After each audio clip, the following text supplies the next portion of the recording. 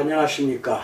오늘은 건강상식 가이드로서 털 진드기, 일명 쯔쯔가무시라는 무서운 그 진드기의 위험성에 대해서 말씀을 드리고자 합니다.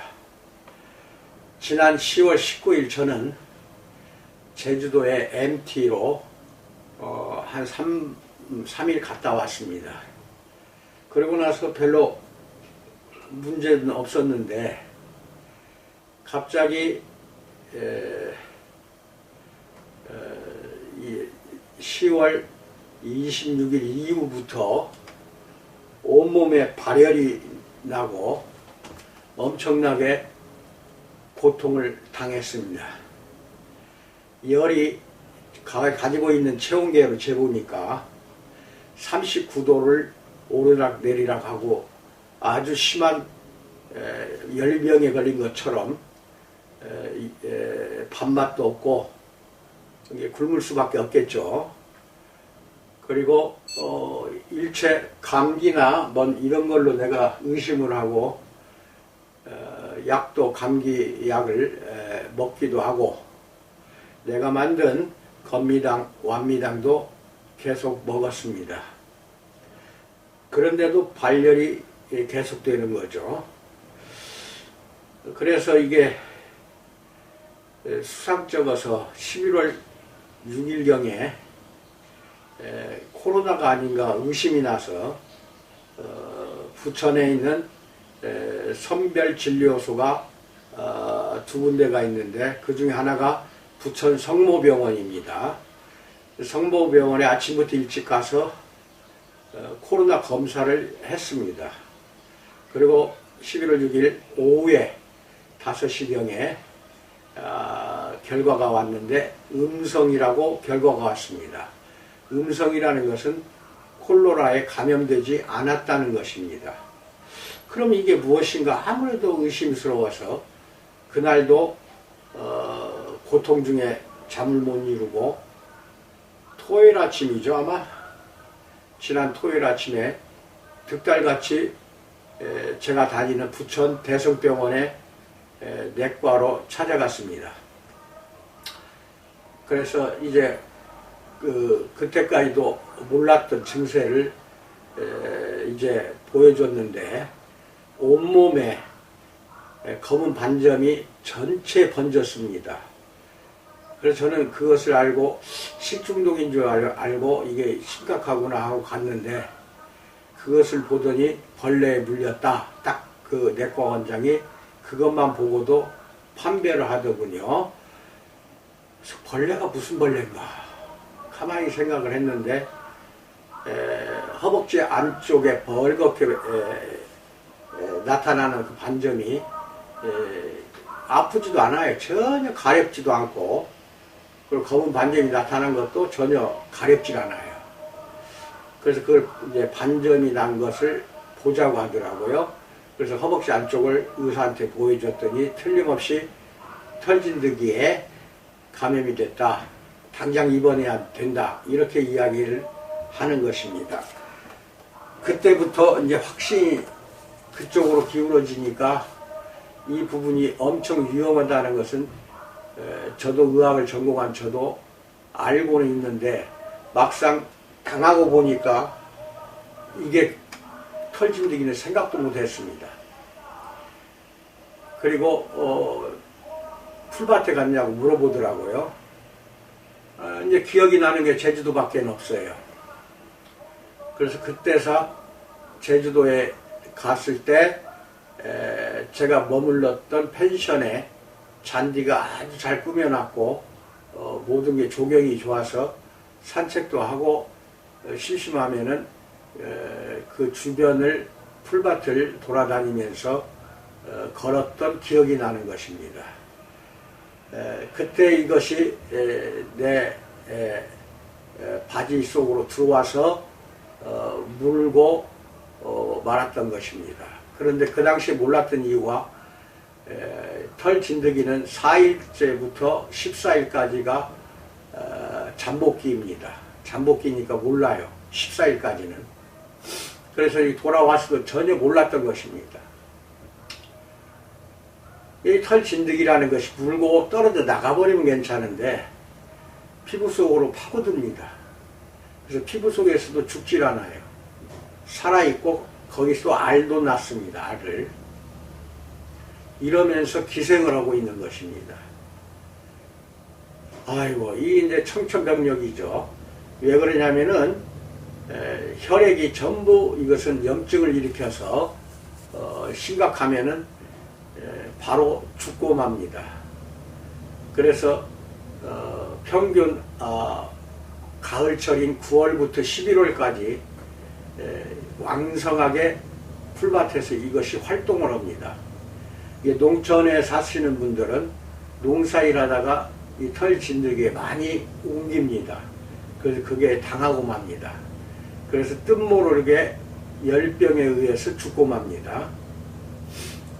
그래서 이제 토요일날 입원하는 즉시 뭐 엑스선 검사, 피 검사 이런 걸 했습니다.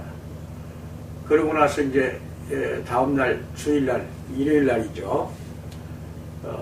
11월 7일날 일요일날 와가지고 검사한 것을 알려주는데 혈액 염증 수치가 0.3이 정상입니다.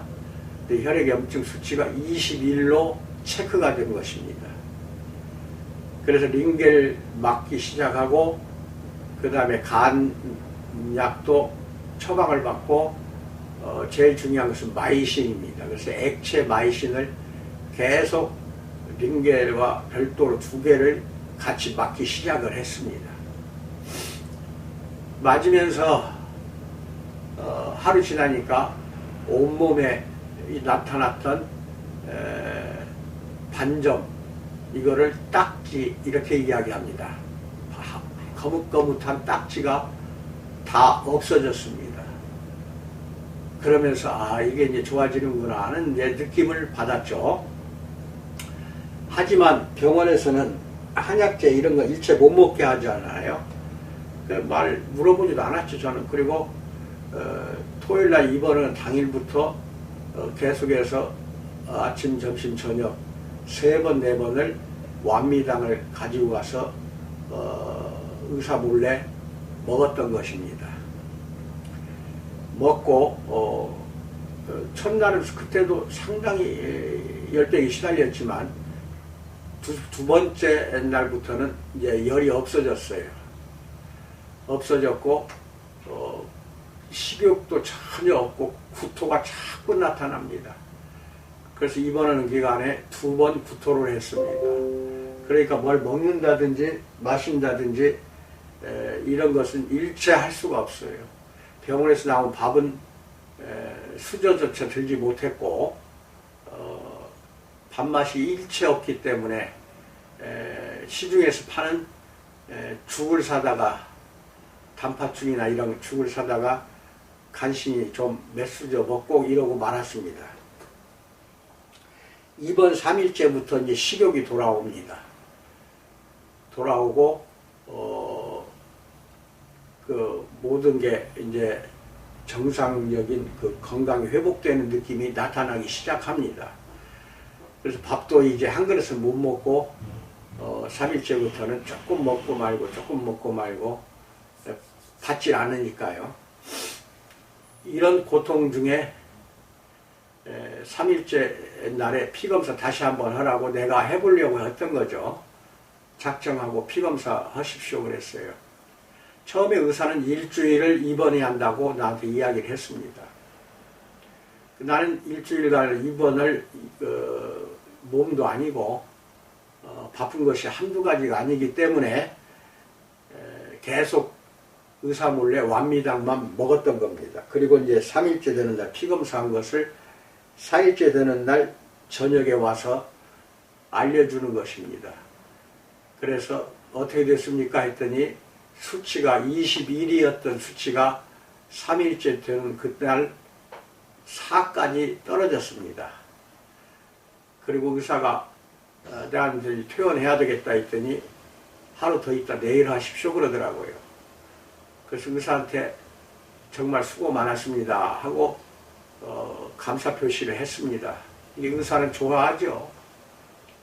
하지만 혈액 염증 수치가 3일 만에 21에서 4로 내려갔다는 것은 이거는 기적 중에 기적입니다. 왜 그러냐면은 혈액에 염증이 있으면은 이것을 제거하는 것이 현대의학으로는 거의 불가능합니다. 그런데 저는 3일 만에 4로 떨어졌잖아요. 그런데 이거는 제가 맞고 있는 마이신 주사하고 링겔 가지고는 그렇게 내려갈 수가 없습니다. 참고로 알고 계시기 바랍니다. 완미당 아니었으면 큰일 날 뻔했습니다. 그러고 나서 4일째까지 있다가 오늘 퇴원했습니다. 5일째 된 오늘 퇴원했습니다.